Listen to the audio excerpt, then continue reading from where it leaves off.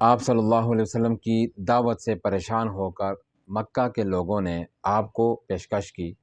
کہ اگر حکومت چاہتے ہیں تو حکومت دینے کے لیے تیار ہیں ہم، اگر دولت چاہتے ہیں تو ہم آپ کو دولت دینے کے لیے تیار ہیں، اور اگر آپ کسی حسین و جمیل خاتون سے نکاح کرنا چاہتے ہیں تو ہم اس کا بھی انتظام کریں گے، لیکن آپ اس دین کی دعوت کو چھوڑ دیں۔ حضور علیہ الصلوۃ والسلام نے ان کے جواب میں قرآن پاک کی آیات تلاوت کی اور ان کو دین حق، دین اسلام کی حقیقت سمجھانے کی کوشش کی،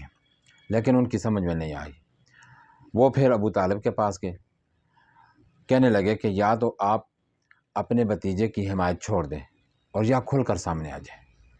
جناب ابو طالب حضور علیہ الصلوۃ والسلام سے کہنے لگے کہ بھتیجے، اپنے بڑے چچا کے کندھوں پر اتنا بوجھ نہ ڈالو کہ وہ اٹھا نہ سکیں۔ یہ بات حضور علیہ الصلوۃ والسلام نے سنی تو آپ کی آنکھوں سے آنسو جاری ہو گئے۔ آپ نے سمجھا کہ اب چچا کی حمایت کا جو سہارا ہے وہ بھی ختم ہو جائے گا، اور پھر فرمانے لگے کہ اگر میرے دائیں ہاتھ پر سورج اور بائیں پر چاند رکھ دیں تو پھر بھی میں اس دین کی دعوت کو چھوڑنے والا نہیں۔ اس موقع پر جناب ابو طالب نے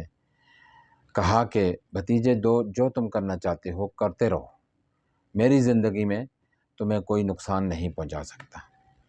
اور حقیقت ہے کہ ان کی زندگی میں